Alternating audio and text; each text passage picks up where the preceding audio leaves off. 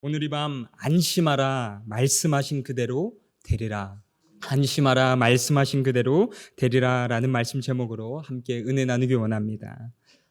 여러분, 서커스 공연 중에 공중근의 고개를 보신 적 있으십니까?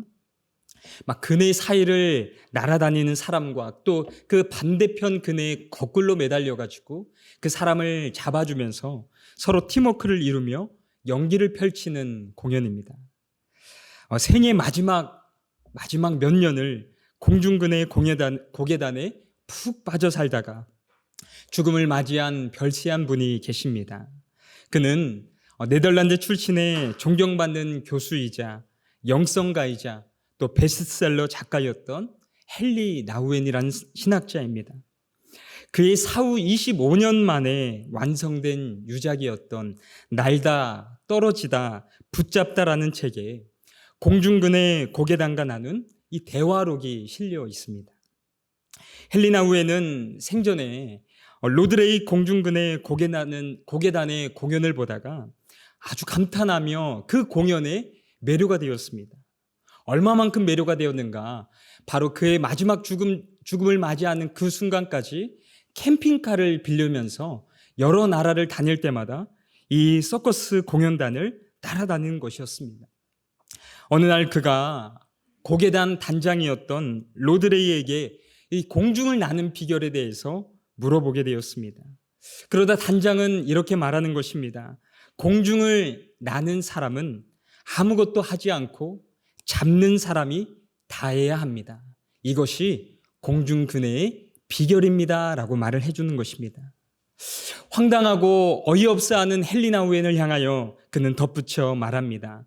관중은 공중을 나는 사람이 대스타라고 생각하겠지만 진짜 스타는 나를 잡아주는 고개사입니다.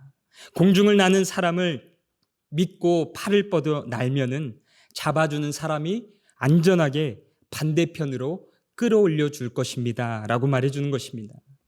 근데 이때 공연 중 가장 큰 실수가 일어나는 것이 있다고 해요. 그것은 공중을 나는 사람이 파트너의 손을 자기가 잡고자 잡아들이려 할 때 그때 사고가 일어난다고 합니다. 왜냐하면 나는 사람이 반대의 고개사의 손을 잡으면 순간적으로 그 잡는 힘 때문에 그 잡아주는 사람의 손목이 부러지거나 아니면 손이 엉켜서 그 손을 놓친 채 추락사고로 이어질 수 있기 때문이라고 말해 주었습니다. 결국 이 공중근해의 고개를 완성시키는 것은 나는 사람을 잡아주고 그 나는 사람을 원하는 사람의 위치로 안전하게 내려다 주는 그 거꾸로 매달린 고개사에게 그 공연이 달려있다고 말해준 것입니다. 이때 헨리 나우엔은 영적인 법칙을 깨닫게 됩니다. 하나님의 사명을 이루는 것은 내가 아니라 전적인 하나님의 손에 달려있구나. 우리의 최선, 우리의 몫은 잡아주실 그분을 믿고 두 팔을 뻗어 사명을 향해 몸을 던지는 것이구나.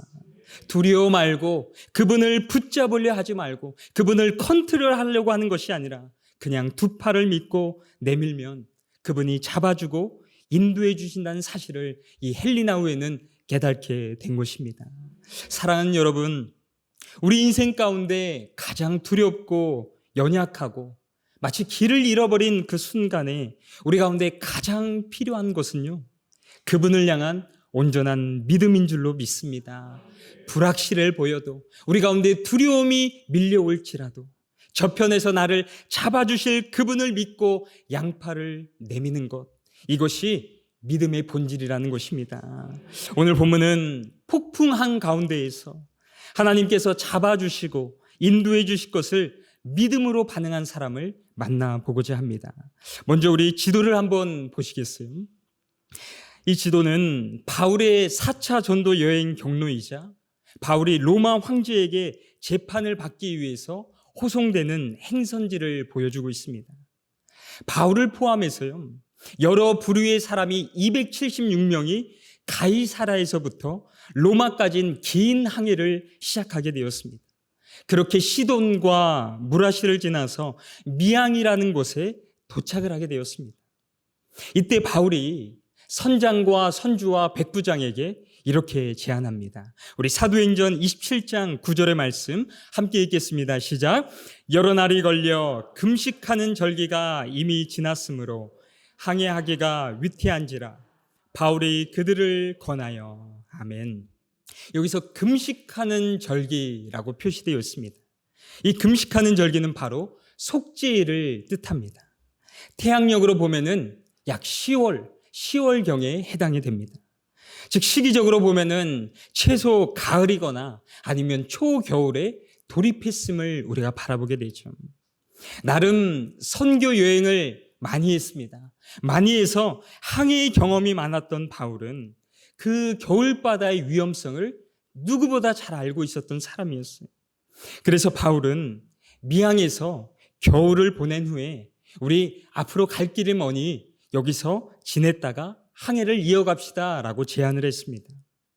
하지만 백부장과 선장 대다수가 조금 더 우리 더 항해에서 약 80km 떨어진 베닉스에서 겨울을 보내자고 결정한 것이었습니다. 물론 전문가인 그들도 항해의 위험성을 모르는 사람들이 아니었을 것입니다. 하지만 죄수 바울의 말에 귀를 기울이지 않았을 뿐더러 그들이 탄 배는 이집트 대형 곡물을 싣고 운행하는 아주 큰 무역선이었습니다. 그러니까 정박할수록 항해가 지연될수록 그들에는 시간적으로나 금전적으로 손해였습니다. 따라서 조금이라도 더 빨리, 조금이라도 더 많은 수익을 내기 위해서 욕심으로 무리한 결정을 내리며 출항하게 되었습니다. 결국 바울의 제안을 거절하고 무리하게 출항한 결과가 무엇입니까? 오늘 본문 13절과 14절의 말씀 함께 합독합니다. 시작. 남풍이 수만에 불매 그들이 뜻을 이룬 줄 알고 닷을 감아 그레데 해변을 끼고 항해하더니 얼마 안 되어 섬 가운데로부터 아멘. 13절에 남풍이 순하게 불매라고 기록되어 있습니다. 마치 순풍에 돛을 단 듯 모든 것들이 순조로웠습니다. 바람까지 막 도와주는 것이죠. 자신들의 계획과 판단이 옳았구나라고 여겼을 것입니다. 그런데 얼마 안 되어 뭐가 불어닥칩니까? 유러굴러라는 광풍이 불어오며 배가 표류하게 되었음을 보게 됩니다. 이때 일어난 유라굴러의 강풍은 동풍을 의미하는 유로스와 북풍을 뜻하는 아쿠일로의 합성어로 북동풍을 의미합니다. 그러니까 북쪽에서 그리고 동쪽에서 막 바람이 허리케인처럼 몰아치면서 폭풍우가 불어닥쳐 온 것입니다. 여러분, 이것을 통하여 우리가 무엇을 보게 됩니까? 우리의 인생이 이와 같지 않습니까? 작은 항구 미항보다 조금 더 가서 조금 더 욕심내서 크고 좋은 베레스가 낫다는 것, 누가 봐도 합리적인 생각이었습니다. 누가 봐도 이성적인 사고였습니다. 잘 준비했습니다. 환경도 도와줬습니다. 건강했습니다. 문제없이 잘 풀렸고 평온하였습니다. 그러다 인생의 갑작스레 불어닥친 광풍으로 인하여 뜻하지 않는 방향으로 우리 인생이 흘러갈 수 있는 것, 이것이 우리가 살아가는 인생 아니겠습니까? 이어서 우리가 본문 15절과 17절을 보니 거대한 무역선 알렉산드리아 호구도 유로굴라를 만나니까 어떠한 처지에 처하게 되었습니까? 오늘 15절과 17절 하반절에 반복하여 나타나는 단어가 있습니다. 그것은 바로 쫓겨가다가, 쫓겨가더니라고 기록되어 있습니다. 여러분, 이것을 표준 세번역으로 우리가 바라보면 그냥 떠밀려가다라고 표현되어 있습니다. 나름대로 폭풍이 몰아치자 배 안에서 거룩배를 수리했습니다. 선체를 밧줄로 동여매며 보강했습니다. 닻을 내리며 할 수 있는 여러 가지 조치를 다 취해보았습니다. 나름대로 안간힘을 썼습니다. 하지만 그저 파도와 풍랑에 맡겨진 채로 망망대해를 이리저리 떠밀려 갈 뿐이었습니다. 또한 17절에 스르디스, 이 모래사장이라고 우리가 말을 하죠. 이 모래톱에 배가 걸리거나 파손될까 봐 두려워 떨었습니다. 안간힘을 쓰고 최선을 다했음에도 불구하고 여전히 두려움이 사로잡히는 우리들의 연약함의 모습을 보여주고 있는 거 아니겠습니까? 사랑하는 여러분, 마치 하나님의 통치가 없는 삶, 하나님의 임재와 사명을 잃어버린 삶이 마치 이와 같다는 것입니다. 열심히 살지만 늘 두려움에 사로잡힌 인생, 목적 없는 열심, 방향을 상실한 채 떠밀려가는 공동체, 인생을 주로 우리가 항해로 표현하지 않습니까? 결국 인생의 항해가 우리의 삶의 가운데 가장 중요한 것은 무엇일까요? 그것은 하나님께서 우리 인생에, 하나님께서 우리 항해에 선장이 되어주시는 것 줄로 믿습니다. 그래야 인생에 마주하는 풍랑을 내가 아니라 하나님이 친히 책임져 주시고 해결해 주시기 때문입니다. 목적 없는 우리의 열심이 아닌 신실하신 하나님의 통치로 우리의 인생을 항해하시는 저와 여러분들의 인생이 되실 주의 이름으로 축복합니다. 이제 더 이상 통제할 수 없는 광풍 위에서 그들은 과감한 결단을 내립니다. 우리 함께 본문 18절과 19절의 말씀 읽겠습니다. 시작. 우리가 풍랑으로 심히 애쓰다가 이튿날 사공들이 짐을 바다에 풀어버리고 사흘째 되는 날에 배의 기구를 그들의 손으로 내버리니라. 아멘. 여러분, 지금 사공들이 무엇을 내던졌습니까? 바로 짐을 내던졌습니다. 시기가 항해를 하기가 매우 위험했음에도 불구하고 무리한 항해를 고집했던 이유도 바로 이 짐 때문이었습니다. 이 짐을 지키기 위해서, 이 짐을 통하여 좀 더 이익을 보기 위해서, 이 짐을 조금 더 빨리 옮기고 싶어서 위험을 감수한 것이죠. 짐 때문에 자기 인생을 걸었습니다. 짐 때문에 자기의 생명을 걸고 출항한 것입니다. 결국 짐은 무엇입니까? 그들이 의지하고 기대하는 것이자, 짐은 그들의 꿈이자 자랑이자 성과이자 자존심이자 명예이자 열심이었음을 보게 됩니다. 그들이 위기 가운데, 그들이 환난 가운데 그들이 할 수 있었던 것은 이 짐을 버리는 것, 이 짐을 내던지는 것이었음을 우리는 바라보게 되죠. 무엇보다 하나님은 이 유로굴러라는 광풍 레슨을 통하여 우리 가운데 깨닫게 하시는 것이 있습니다. 그것은 위기와 환난 중에 다 버려야 한다는 것입니다. 먼저 우리 가운데 짊어진 짐을 내어 던져야 됨을 우리 가운데 말해주고 있어요. 내가 인생 가운데 그토록 움켜쥐고 싶었던 것들, 내가 아끼고 내가 그것 때문에 신뢰했던 것들, 그것이 정작 위기 가운데 나를 구원해 주지 못한다는 것입니다. 그 위기의 환난 가운데에서 내가 그토록 소유하고 싶었던 짐이 나를 영혼을 소망의 항구로 이끌어내지 못한다는 사실이에요. 사랑하는 여러분, 오늘 내가 주님 앞에 바다 한가운데 내가 내던져야 될 짐은 무엇인지 오늘 본문은 우리 가운데 질문하고 있습니다. 사랑하는 성도 여러분, 오늘 주님 앞에 나의 수고하고 무거운 짐, 내가 그토록 움켜쥐고 싶었던 그 짐을 하나님 앞에 내려놓는 이 시간 되길 간절히 소망합니다. 오직 하나님 한 분 의지하고 그분께 양팔을 내밀 때 그때 비로소 주가 일하신다는 것입니다. 뿐만 아니라 내가 짊어진 짐이 주님이 주시는 멍에로 바뀌어지는 그 은혜를 힘있게 될 줄로 믿습니다. 이러한 영적인 원리를 깨닫지 못하면요, 오늘 본문 20절과 같이 현상만 바라보며 낙심함을 보게 됩니다. 우리 함께 본문 20절의 말씀, 우리 화면을 보면서 표준 3번역으로 읽어봅시다. 시작. 여러 날 동안 해도 별도 보이지 않고 거센 바람만이 심하게 불었으므로. 아멘. 여전히 상황은 달라지지 않았습니다. 하늘의 내비게이션을 역할을 담당했던 해와 별이 보이지 않는 거예요. 더 이상 어떠한 기대도 그 무엇도 확신할 수 없기에 그들이 무엇을 잃어갑니까? 희망을 잃어가고 있는 것이죠. 소망을 잃어가는 거예요. 하나님을 향한 그 마음, 그것이 전혀 찾아볼 수 없는 모습인 것이죠. 바로 이 순간, 바로 이때 폭풍 속에서 복음을 전한 한 사람을 우리가 보게 되죠. 그는 믿음의 사람 바울이었습니다. 그가 절망과 구원의 여망을 잃어버린 자들을 향해 오늘 본문 22절과 같이 선포합니다. 함께 읽습니다. 시작. 내가 너희를 권하노니 이제는 안심하라.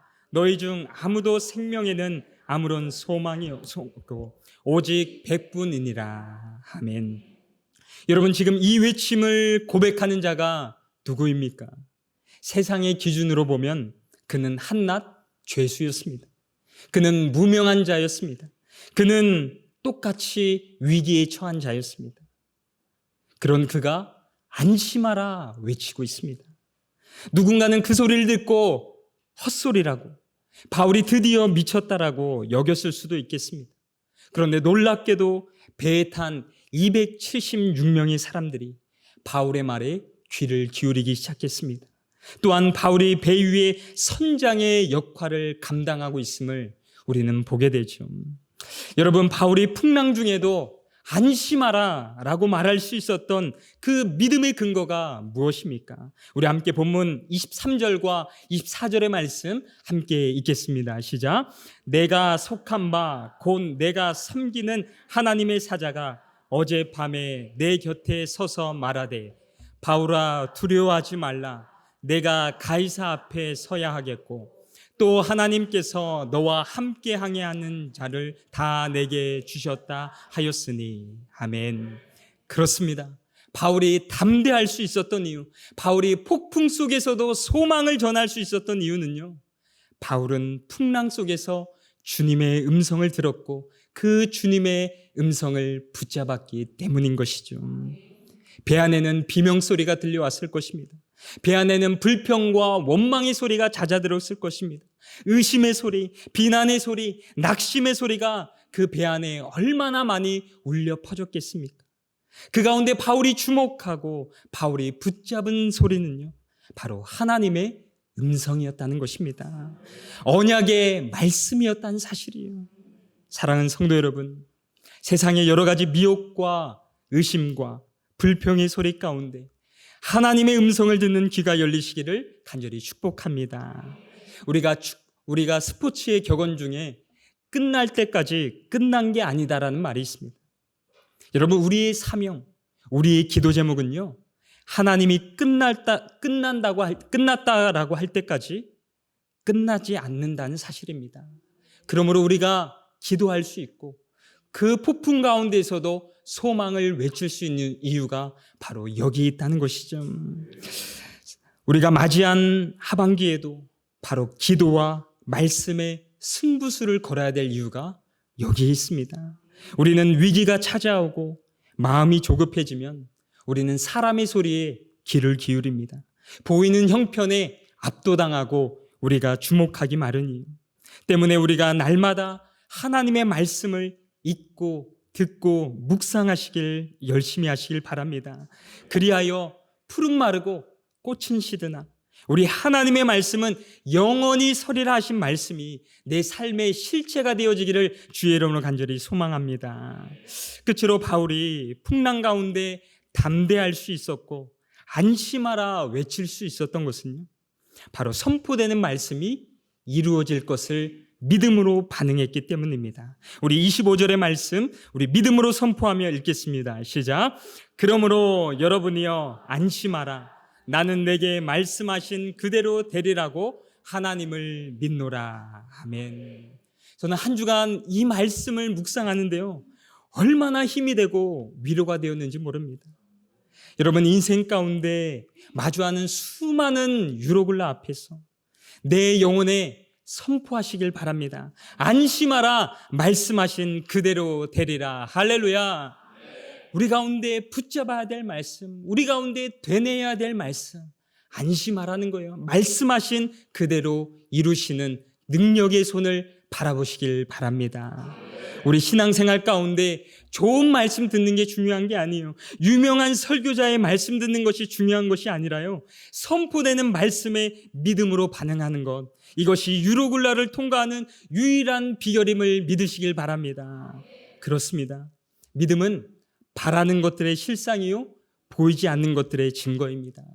하나님의 사람, 성도는요, 문제를 바라보는 것이 아니라 문제보다 크신 하나님을 바라봐야 됩니다.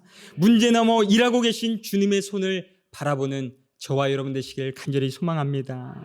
이 예배를 통하여 나의 두려움이 변하여 강하고 담대한 믿음을 소유하고 이 세상 가운데 나아가는 저와 여러분들의 믿음의 발걸음 되기를 간절히 소망합니다. 한 걸음 나아가 우리가 해야 될 것이 있습니다. 그것은 바울처럼 우리에게도 사명이 있다는 것이죠.